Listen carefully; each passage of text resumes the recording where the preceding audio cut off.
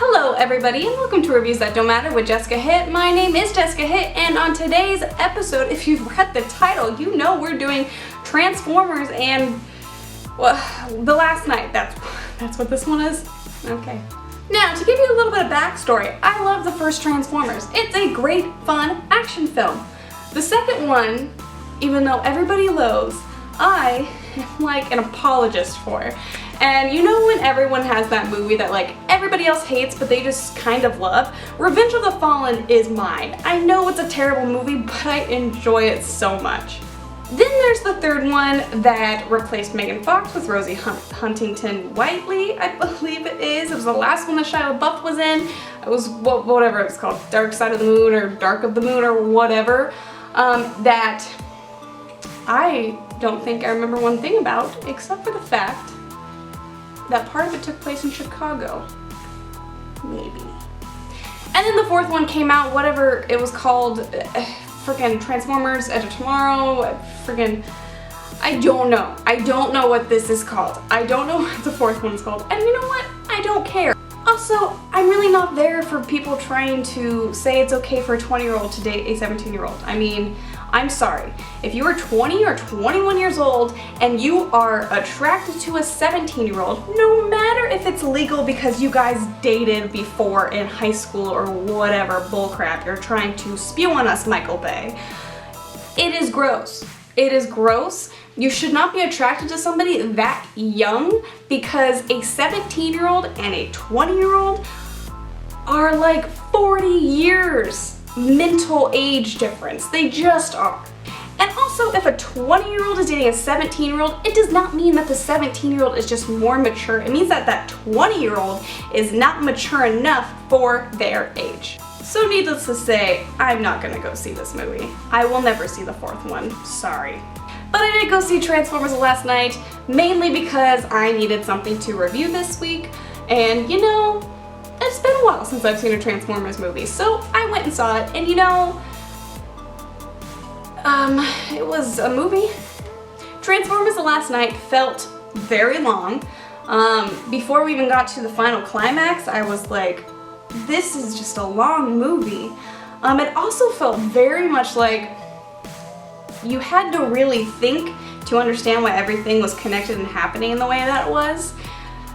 And I just could not stay interested enough in the movie to actually care enough to how they got to where they were in the end.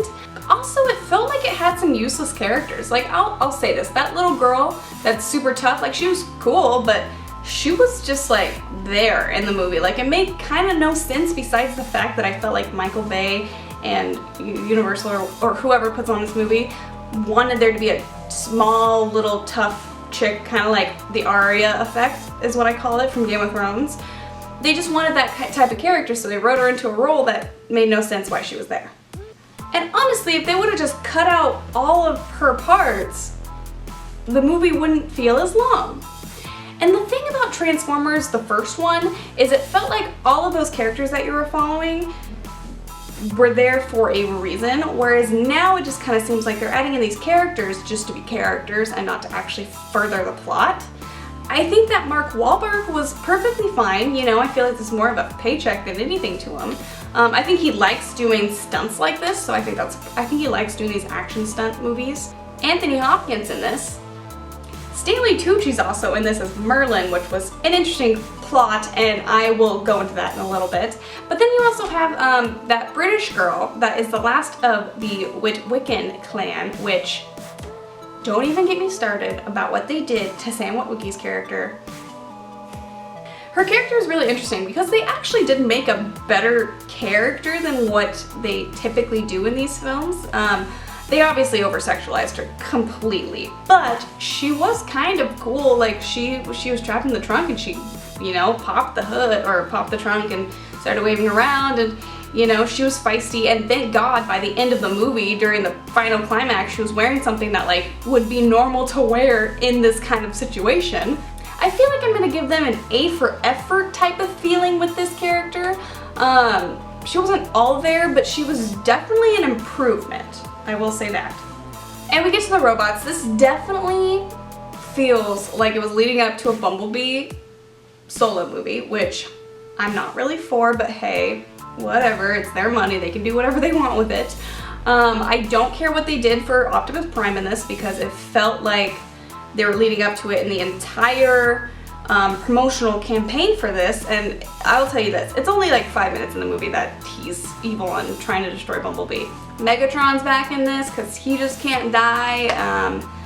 Starscream's head's in this, a whole bunch of other robots I don't really know the name of, probably because they were introduced in the last movie that I did not watch. You do get the Dinobots, and I'll tell you what, those Dinobots are gonna sell a crap ton of toys because they're adorable. The little baby ones, I would flip for one of those if I was a child. I just would. So their merch campaign is pretty stellar. Oh, one thing I will say is I actually really like the very first beginning part of the movie. This movie, The Last Knight, has a lot to do with the Knights of the Round Table kind of lore, which I liked. It was almost like that first, 15-20 minutes of the movie felt like the ending climax to a movie or a trilogy that I would very much like to see in the Transformers world, you know? Just have like a whole bunch of Transformers, like new Transformers for us. We get to learn with Merlin, who's played by Stanley Tucci. We get to learn with the King Arthur and Lancelot and all of that. I think that'd be kind of interesting. I'm kind of totally down for it. Probably not gonna happen, but you know, who knows with this Transformers cinematic universe that they will be doing. They're gonna make this like Star Wars where there's those episodic movies and then they have all of these little like standalone movies, like a Rogue One is gonna be the Bumblebee one, and they're gonna make a Han Solo one that's gonna be turning to crap and switch directors 3 weeks before it's done. Oh god, we'll see what happens. This movie is too long, it's forgettable, it's draining, it's just a little confusing, and it's just like, it's not even funny. I laughed once in this movie, and come on. The humor that they put into these scripts, who finds that funny? I am curious to people who find the Transformers movies funny. Please, let me know in the comments, do you actually find this humor funny? Because I'm very curious. Also, one last thing is that Michael Bay loves slow motion so much that there's literally a robot that has a gun that shoots at you and suspends you in slow motion while everything else is normal. So here's the question. Is Michael Bay in on the joke? Or completely oblivious? Okay everybody, that is my review of Transformers The Last Knight. What did you guys think of my review and this movie? So if you saw it, we'll see how it does this week in the box office, how many people actually are seeing these movies. Comment down below, like the video, subscribe. I make reviews Monday, Wednesday, Friday, and I will see you guys on Monday. Bye!